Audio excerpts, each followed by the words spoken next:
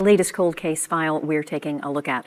Rebecca Reid's disappearance has shaken the small Pearl River County community where she grew up. Jennifer Lott has been digging into this case, trying to help bring some answers to a grieving family. That's right, Karen. Rebecca Reid's sister was the last one to see her on January 24th, 2020. Now, police have conducted hundreds of interviews, have a stockpile of false leads. 3 years have passed. Rebecca's family members and the community who loved her say it's time to bring her home. Something so big happened out here in the middle of nowhere. It makes you look at your neighbors.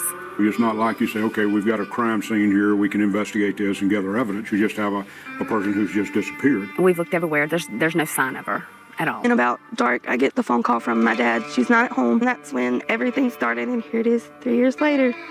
Still nothing.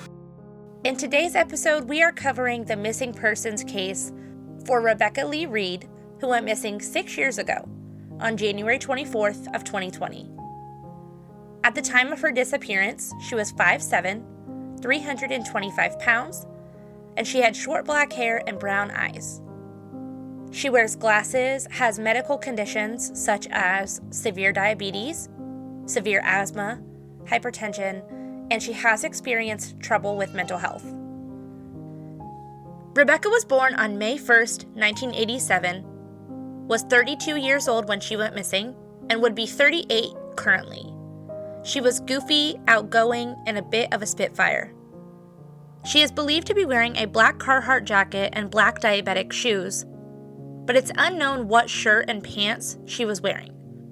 Her sister Veda guessed that it may be jeans, and others have mentioned that she loved her pajama pants. Her glasses, wallet, and backpack that she always carried with her were found at her home.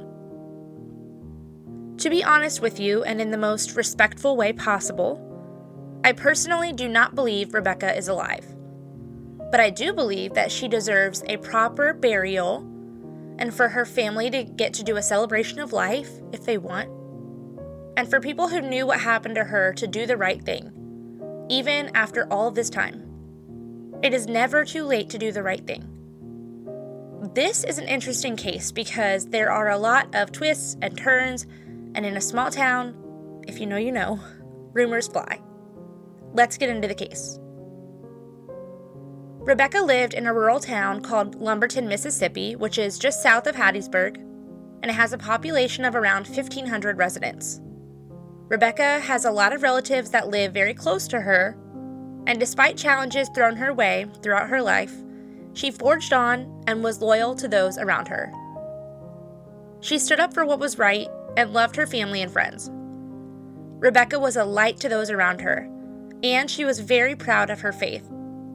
She was a woman of God and would even carry her Bible with her in her backpack.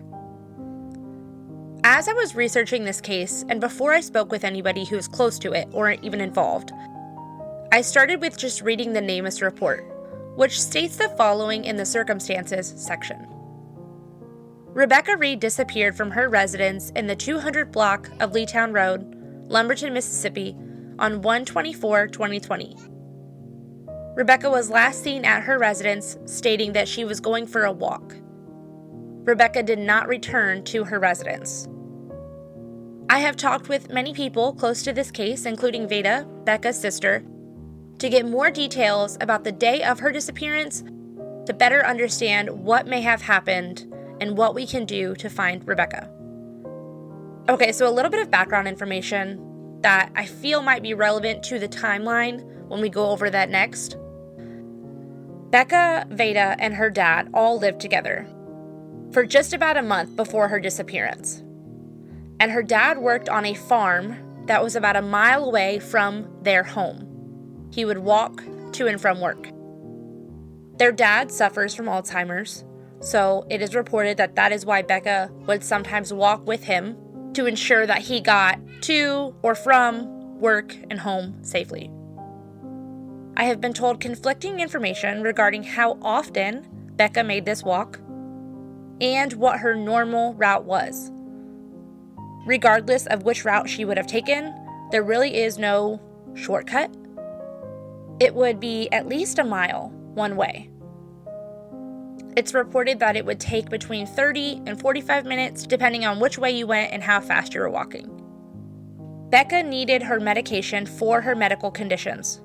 She had to take it every single day. She also used an inhaler very often, and it was found at her home. She did not have a phone at the time. She lost it just a month prior and hadn't got a new one yet. Becca and Veda shared a backpack, which Veda that night had taken to work with her. It was basically like a purse. Becca never went anywhere without her wallet, but that day she told Veda that she wasn't going anywhere that night. She wasn't planning on it, so it was fine that Veda took the backpack. Now let's get into the timeline. On the day of Becca's disappearance, she woke up at 8 a.m., she took her medication. Mid-morning, she decides she's going to go to the farm to ask her dad what he wanted to eat with his steak for lunch. So she heads outside and she runs into the neighbor, who is a friend and possible distant cousin, who is checking his mail. According to him, she asks him if he knows the way to the farm. He tells her, "Hang tight, let me put my mail up and I'll show you the way." Then they walk to the farm together via the whatever lane and FEMA road. And he estimates it took 45 minutes one way. So they go to the farm, they talk to Becca's dad. He says they hang out for 15-20 minutes and they head home. Becca finishes making lunch. Around lunchtime, estimated to be around noon, her dad comes home. All four of them, Becca, the neighbor, Veda, and their dad, eat lunch together. Her dad then returns to work. After lunch, Becca and the neighbor are cleaning up the kitchen. They end up burning some trash outside just to clean up, and the neighbor heads home. Around 4 p.m., a friend arrives at the home to pick Veda up to take her to work, and they chat with Rebecca in the driveway for just a minute. Veda recalled that Becca mentioned she may walk to the farm so that their dad doesn't have to walk home alone. She knows that Becca walked her out of the house to the truck, and that is the last time Veda saw her sister. Around 5 p.m. or so, it might have been a little bit later, their dad returns home from work, and Becca isn't there. He calls Veda at work and asks if she knows where Becca is. Veda says she doesn't, and she makes a post on Facebook asking if anyone on Leetown has seen Becca. She's missing. They call the police department, and the search and investigation begin. There is one more possible sighting, which was by a neighbor on Leetown Road, who said that around 4:30 p.m., they saw someone who may have matched Becca's description walking down the road and saw a white SUV, possibly a Trailblazer, near the intersection of that FEMA road and Leetown. This sighting has not been confirmed, but it is confirmed that someone who lived close and drove a white SUV and has a similar description to Becca claimed to have stopped there. Just coincidentally, they were driving by, needed to stop, pull over right there. Let's get into the investigation and searches. So the property near where Becca went missing is over 1,500 acres. As you can see, it's very rural. Police had helicopters out, they were using their infrared. Law enforcement and volunteers have searched on foot. Dogs trained in finding missing people and bodies at all stages have cleared the land. No sign of Becca. Various locations have been searched aside from the property near the Reid residence, all with no signs at all of Becca. Police have conducted hundreds of interviews. No one is claiming to know what happened to her. So as of now, the case is somewhat at a standstill because there is no evidence to guide the investigation. Police have to follow the facts and the evidence. They cannot hinge their investigation on hearsay, which can be frustrating for those on the outside because it can seem as though they aren't doing anything. I believe and hope that they are. Let's just get into some of the theories of what could have happened to Becca, just for discussion's sake. As you can imagine, in a small town, rumors get around very quickly. There are so many theories on what could have happened to Rebecca. The two main camps of theories that I've gathered are either that she walked off on her own or foul play was involved. So I want to go over some theories, and then for each one, I'm going to give you some related facts just to think about. Theory 1. She walked to the farm and something happened to her. Some related facts. Becca was very scared of the dark. So if she left her home at around, say, 4 p.m., which is when Veda last saw her, it would have taken approximately 45 minutes one way. The sun set around 5:25 that day. So it would have been getting kind of dark when she arrived at the farm, and definitely dark when she got home if she left at 4 p.m. Of course, her dad would have been with her on the way back. But if she left at 4:30 p.m., she would arrive around 5:15, again, back home by 6. It is unknown to me exactly what time her dad got off work that day. Around 4 p.m. is when Veda left for work. And we know that there was that pot of water on the stove. So if that happened after Veda left, then really there's only that short period of time before her dad got home that she could have been fixing to do the dishes. Veda and an officer, after she got off work, walked the route that they believe Becca would have taken if she was going to the farm. They couldn't find any tracks or any signs of Rebecca walking that way. The helicopter did see a small pack of wild hogs in the area when they were searching. Okay, theory 2, that she left her home and got into the white SUV, possibly a Trailblazer, and something happened to her. Some related facts: this may have been the local who looked similar to Rebecca, drives a white SUV, and claims that they did stop in that area while driving by quickly. By all accounts from those who knew her, she would not have gotten into a car with anyone that she did not know. Her inhaler and medication were at home. Her wallet was with Veda. She is not known to go anywhere without these things. She told Veda it was okay for her to take the backpack because she wasn't planning on going anywhere. Obviously, things can change, and, it is possible that she decided she was going to run out.